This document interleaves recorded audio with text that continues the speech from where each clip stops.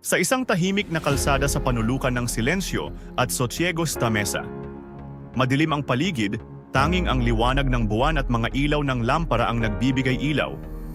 Ang hangin ay malamig at puno ng tensyon. Ilang katipunero, bitbit ang mga bolo at baril, ang naghahanda sa kanilang unang pag-aaklas. Dinig ang mga tahimik na yabag ng mga paa habang ang mga katipunero'y dahan-dahang nagtitipon. Si Bonifacio ay nakatayo sa harapan, may kabang bumabalot sa hangin. Mga kapatid, ito na ang ating oras. Hindi na tayo magpapaliban pa.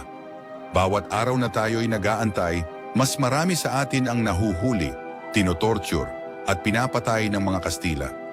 Ang ating kalayaan ay nasa ating mga kamay. Kapitan, handa na kami.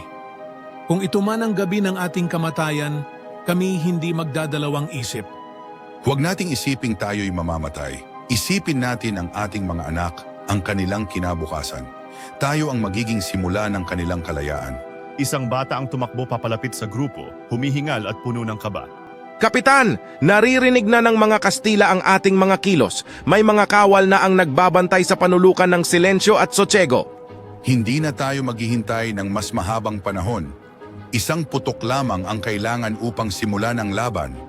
Sa sandaling ito, magsisimula ang ating revolusyon. Lumalapit ang mga katipunero sa panulukan ng Silencio at Sosiego. Tahimik ang lugar, ngunit alam nilang malapit na ang labanan.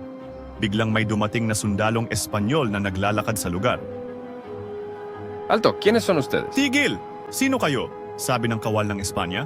Kami ang katipunan, ang kalaban ng mga dayuhan. Walang puwang sa amin ang mga mananakop. Sa isang aglat, isang katipunero ang nagpaputok ng baril. Ito ang unang putok. Nagsimula ang barilan at kaguluhan. Mga kapatid, sa kalayaan itaas ang inyong mga armas. Sumalakay tayo.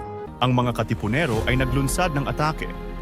Ang unang putok ay sumalubong sa mga kawal na Espanyol at nagsimula ang isang madugong labanan sa madilim na kalsada. Matapos ang maikling labanan, maraming nalugmok na sundalong Kastila sa lupa. Ang mga katipunero ay nagtagumpay, ngunit alam nilang marami pang laban ang darating. Nakamit natin, Kapitan, ang unang tagumpay. Ito pa lamang ang simula. Ang buong Pilipinas ay mag-aalab dahil sa ating ginawa ngayong gabi. Hindi nila tayo kayang supilin.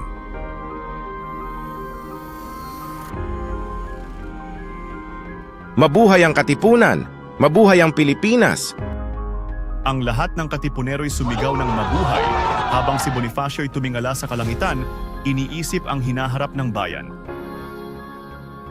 Ang kwento ay isang dramatikong interpretasyon ng mga nangyari sa unang putok ng revolusyon na nagpapakita ng tapang at determinasyon ng mga katipunero sa pagsisimula ng laban para sa kalayaan ng Pilipinas.